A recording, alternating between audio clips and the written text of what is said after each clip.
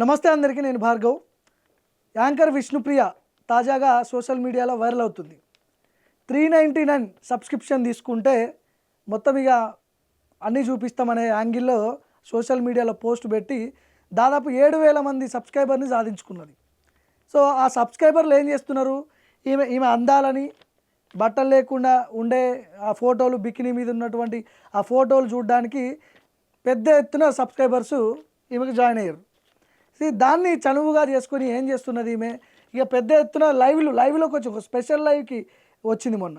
ఆ లైవ్లోకి వచ్చినప్పుడు ఒక నెటిజన్ అడుగుతాడు, మరి లైవ్లోకి వచ్చినప్పుడు ఇట్లాంటి యాంకర్స్ లైవ్లోకి వచ్చినప్పుడు కొంతమంది ఉంటారు కదా తీటగాళ్ళు, కామెంట్స్లో పెట్టిండు. వాడు ఏమని పెట్టిండు, మీ బాడీ కౌంట్ ఎంత అమ్మా అని చెప్పి అని అడిగినవాడు. సో దానికి రిప్లై ఈమెమి ఇచ్చింది, నా బాడీ కౌంట్ 5 అని చెప్పి అన్నది. అంటే 5 అంటే ఏంది, అసలు బాడీ కౌంట్ అంటే ఏంది? ఈ బాడీ కౌంట్ అనే పదాన్ని పశ్చిమ దేశాలలో దేనికి వాడతారంటే, ఎంతమంది మీ బాడీ కౌంట్ అని అడిగినప్పుడు శారీరక సంబంధం ఎంతమందితో పెట్టుకున్నావు నువ్వు అనే క్వశ్చను ఈ బాడీ కౌంట్కి వర్తిస్తుంది. పశ్చిమాసియా దేశాలలో ఈ లాంగ్వేజ్ వాడతారు. సో ఆమె ఏం చెప్పింది, నా బాడీ కౌంట్ 5 అని చెప్పింది. మీరు సోషల్ మీడియాలో ఇలాంటి వీడియోలు చేసుకుంటా అసలు ఏం చెప్పదలుచుకున్నారు మీరు? యువతని రెచ్చగొట్టి సబ్స్క్రిప్షన్ తీసుకొని పైసలు దొండుకొని లక్షల రూపాయలు తీసుకొని బెట్టింగ్ యాప్లో ప్రమోషన్ చేసుకుంటూ, గతంలో ఈమె మీద పోలీస్ కేసు కూడా అయింది, బెట్టింగ్ యాప్కి సంబంధించిన పోలీస్ కేసు కూడా అయింది.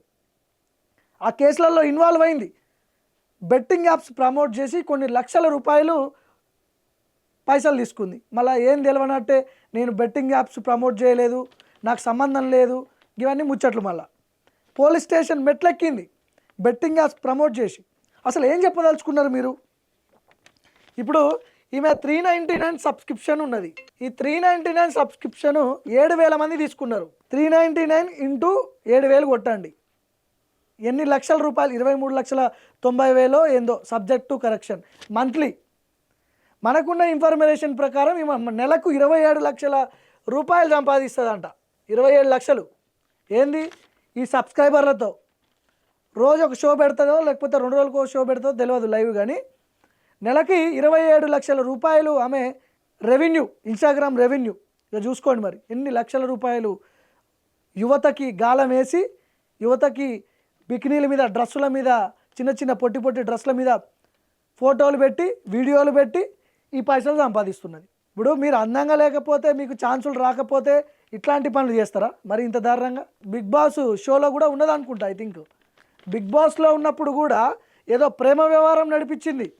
అది మనకు సంబంధం లేని విషయం, అది ప్రైవేటు, అసలు వాళ్ళ పర్సనల్ అనుకుందాం. కానీ బిగ్ బాస్ షో అనేది కొన్ని లక్షల మంది వాచ్ చేస్తారు కదా ఇంట్లో కూర్చొని. సాయంత్రం 7 కాగానే ఫ్యామిలీతో కూర్చొని చూడాలంటే ఆ బిగ్ బాస్ షోని ఫ్యామిలీతో కలిసి చూసే రోజులు ఉన్నాయా ఈ రోజులు? అసలు బిగ్ బాస్ షో లెక్క ఉందా అది? మొత్తం ఫారెన్ కల్చరు, బయట దేశాల్లో ఉన్న కల్చర్ మొత్తం తీసుకొచ్చి ఆ బిగ్ బాస్ షోలో ఒక రూమ్లో బంధించి వాళ్ళందరూ చేసే నాటకాలు, డ్రామాలు అన్నీ ప్రజలకు చూపిస్తారు. మళ్ళీ వీళ్ళ కథలన్నీ చూడాలి. ఇక మనం వీళ్ళు వేసుకునే డ్రెస్సులు, వీళ్ళు చేసే వంటలు, వీళ్ళు పడే కథలు, వీళ్ళు ముద్దులు పెట్టుకోవడం, హగ్ చేసుకోవడం, ఇవన్నీ చూసి మనం ఏం నేర్చుకోవాలి? అసలు మన కల్చరేనా ఇది? మన కల్చర్ కాదు. ఫారెన్ కల్చర్ని మనం ఫాలో అవుతున్నాం ఇట్లాంటి వాళ్ళ వల్ల. ఇప్పుడు ఈ 27 లక్షల రూపాయలు కూడా సరిపోవట్లేదు ఏమకి, ఇంకా ఎక్కువ కావాలి పైసలు. చిన్న కారు సరిపోదు, పెద్ద కారు కావాలి. BMW, బెంజ్, రోల్స్ రాయస్ ఇట్లాంటి కార్లు కావాలి. ఒక చిన్న ఇల్లు సరిపోదు, పెద్ద బంగ్లా కావాలి, పెద్ద విల్లా కావాలి. మొత్తం రిచ్గా రోజుకు ఒక డ్రెస్ వేసుకోవాలి, కట్టిన డ్రెస్సు మళ్ళీ కట్టొద్దు. గింతే ఉంటారు కదా సెలబ్రిటీసు. నేను అందరిని అనట్లేదు, మళ్ళీ చెప్తున్నా, ఈమె సెలబ్రిటీయా యాంకర్ అనుకుంటే ఈమె అందరు ఇట్లనే ఉంటారని చెప్పి అనట్లే నేను. కొంతమంది అమాయక యువకుల్ని ట్రాప్ చేసి ఇట్లా 399 సబ్స్క్రిప్షన్ ఇచ్చి ఈ 399 రూపాయలు మీరు కడితే నా బికినీ ఫోటోలు చూపిస్తా, నా వీడియోలు చూపిస్తా, మీకు ప్రైవేట్ వీడియోలు అని చెప్పి అంతమందితో సబ్స్క్రైబ్ చేయించి పైసలు కట్టించుకొని లక్షలు పైసలు దొబ్బి ఇట్లాంటి వీడియోలు. వాడెవడో కామెంట్లో నీ బాడీ సైజ్ ఎంత అంటే నా బాడీ సైజు 5 అని చెప్పడం. అంటే ఇప్పుడు మిమ్మల్ని చూసి ఎవరన్నా ఇన్స్పైర్ అయితే పరిస్థితి ఏంది? అరే విష్ణుప్రియనే చేస్తుంది కదా, మనం ఎందుకు చేయకూడదు? మనం కూడా చేద్దాం, ఒక వీడియో చేద్దాం, ఒక లైవ్ చేద్దాం, మనం కూడా సబ్స్క్రిప్షన్ పెడదాం, మనం కూడా బికినీ వీడియోలు పెడితే మనకు కూడా డబ్బులు వస్తాయేమో, ఇన్ని లక్షల రూపాయలు సంపాదిస్తుంది కదా మరి విష్ణుప్రియ, మనం ఎందుకు సంపాదించొద్దు? సెలబ్రిటీలకే యాంకర్స్కే సాధ్యమా? మేము కూడా లేడీసే కదా అనే ఆ లైన్లో ఒకవేళ మీ వీడియోలు చూసి ఎవరైనా ఇన్స్పైర్ అయ్యి అట్లాంటి పనులు చేస్తే, సరే మీ ఫ్యామిలీ మీ వాళ్ళకి మీకు ఇప్పుడు మీ వాళ్ళంటే ఏమనకపోవచ్చు, మిమ్మల్ని చూసి ఇన్స్పైర్ అయ్యి ఎవరైనా ఇట్లాంటి వీడియోలు చేస్తే వాళ్ళ ఫ్యామిలీ కుటుంబ సభ్యులు ఆ వీడియోలు చూసి తట్టుకోగలుగుతారా? సరే మీకంటే కామన్ ఇది, మీకు ఇబ్బంది ఉండదు, మీరు యాంకర్ కాబట్టి, మీరు సెలబ్రిటీ కాబట్టి మీ ఇంట్లో పెద్దగా పట్టించుకోరు. కానీ తెలుగు సంస్కృతి, తెలంగాణ సంస్కృతి, తెలుగు రాష్ట్ర ప్రజల సంస్కృతి కాపాడాల్సిన బాధ్యత మనదే. నేను ఎందుకు మాట్లాడుతున్నా విష్ణుప్రియ మీద, ఆమెను ఎందుకు టార్గెట్ చేస్తున్నా అనేది కాదు. ఇక్కడ నిన్ను చూసి ఏం నేర్చుకోవాలి తెలంగాణ ప్రజలు, ఆంధ్ర ప్రజలు? అది చెప్పు నాకు. నువ్వేం మెసేజ్ ఇస్తున్నావు? నీ బాడీ కౌంట్ 5 అయితేంది 10 అయితేంది, మాకేం సంబంధం? సోషల్ మీడియాలో ఎందుకు చెప్తున్నావు నువ్వు? అది రేపు మీకు పెళ్ళయిందో కాలేదో నాకు తెలియదు, కానీ మీకు పెళ్ళైతే చేసుకునేటోడన్నా వాడు ఈ వీడియోలు చూసే ఉంటాడు కదా, వాడు ఎట్లా చేసుకుంటాడు? మిమ్మల్ని చేసుకుంటాడా ఈ వీడియోలు వైరల్ అయితే? కనీసం ఆసోయి కూడా లేదా మీకు? లేదు, ఇవన్నీ సినీ ఇండస్ట్రీలో కామన్ అంటారా మరి? లేకపోతే నాకు తెలియదు మరి అసలు ఏం మెసేజ్ ఇస్తున్నారు మీరు. ఇప్పుడు గతంలో ఈమె ఒక స్టేట్మెంట్ కూడా చేసింది, సీనియర్ యాక్టర్, ఆయన పేరేంది, జేడీ అనుకుంటా, జేడీని నేను పెళ్లి చేసుకోబోతున్నా అని చెప్పి ఒక స్టేట్మెంట్ ఇచ్చింది. అది కూడా పెద్ద కాంట్రవర్సీ అయింది. జేడీ ఏమో లేదు ఇవన్నీ ఆరోపణలు చేస్తుంది, అబద్ధాలు చెప్తుందామే అని చెప్పి ఆయన ఖండించాడు. ఏం లేదు, ఫేమస్ కావడానికి, డబ్బులు దోచుకోవడానికి, డబ్బులు దొబ్బడానికి ఈ డ్రామాలన్నీ చేస్తున్నారు. ఇన్స్టాగ్రామ్లో మీ వీడియోలు చూసి యువకులు రెచ్చిపోయి ఏమైనా అగత్యాలు చేస్తే పరిస్థితి ఏంది? ఎవరు బాధ్యత వహించాలి? ఆల్రెడీ మీ మీద కేసులు ఉన్నాయి కదా, బెట్టింగ్ యాప్స్కి సంబంధించిన కేసులు.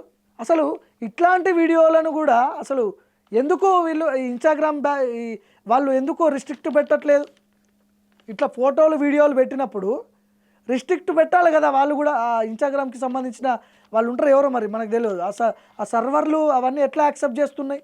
మనం టోటల్గా ఏం చెప్పాలనుకున్నామంటే, మీరేమన్నా ఉంటే మీరు రూమ్లో 4 గోడల మధ్యలో మీరేమన్నా ఉంటే మీ ఇష్టం వచ్చినట్టు మీరు ఉండండి. సోషల్ మీడియాలో వీడియోలు పెట్టి అబ్బాయిల్ని రెచ్చగొట్టి, యువకుల్ని రెచ్చగొట్టి, సబ్స్క్రిప్షన్లు ఇప్పించి, డబ్బులు దొబ్బి, లక్షల రూపాయలు దొబ్బి, మిమ్మల్ని చూసి ఏ అమ్మాయిలైనా ఖరాబ్ అయితే ఎవరిది బాధ్యత? నా బాడీ నా ఇష్టం, నాకు స్వేచ్ఛ హక్కు ఉంది, నేను చూపించుకుంటా అంటే నడవది. ఇది భారతదేశం, అర్థమైందా? ఇది అమెరికానో, నార్త్ కొరియానో, లేకపోతే నైజీరియానో, గీ దేశాలు కావు మనది, భారతదేశం. మన సంస్కృతి మర్చిపోతున్నాం మనం. పద్ధతిగా చీర కట్టుకొని మీరు మాట్లాడండి, అప్పుడు చూడండి. పద్ధతిగా చీరలు కట్టి పద్ధతిగా ఉంటే మీ వీడియోలు ఎవరు చూడరు, అంతే కదా. ఇట్లా డ్రెస్సులు వేసుకొని మొత్తం ఇప్పి చూపిస్తే మాత్రం అప్పుడు మంచి చూస్తారు, అప్పుడు సబ్స్క్రిప్షన్లు తీసుకుంటారు, అంతే కదా. మొత్తం పైసల కోసమే, దీంట్లో వేరేది ఏమి లేదు. పైసలు పైసలు పైసలు. ఏం చేసుకుంటారు? పైసలు బొంద మీద వేసుకొని పోతారా? ఒక కారు చాలరు, 4-5 కార్లు కావాలి. ఒక ఇల్లు సరిపోదు, 4-5 బంగ్లాలు కావాలి. అర్జెంటుగా పోలీస్ వాళ్ళు కూడా ఇట్లాంటి వాళ్ళ మీద కేసులు పెట్టాలి, వదిలిపెట్టద్దు అంత ఈజీగా. ఏంది ఆ పోస్టులు ఏంది, ఆ వీడియోలు ఏంది, ఆ రిప్లైలు ఏంది? ఎవరిని రెచ్చగొడుతున్నారు మీరు? మిమ్మల్ని చూసి వేరే వాళ్ళు ఖరాబ్ అయ్యి రోడ్ల మీదకి వచ్చి ఏమైనా చేస్తే ఎవరు రెస్పాన్సిబిలిటీ? అసలు ఏంది మీరు ఏం చేయాలనుకుంటారు మీరు? ఖచ్చితంగా ఇట్లాంటి వాళ్ళ మీద కేసులు పెట్టాల్సిన అవసరం ఉంది. పోలీస్ డిపార్ట్మెంట్ని కూడా నేను కోరుతున్నా, ఇట్లాంటి వీడియోలు వచ్చినప్పుడు ఖచ్చితంగా వాళ్ళ మీద యాక్షన్ తీసుకోవాల్సిన అవసరం పోలీసుల బాధ్యత కూడా.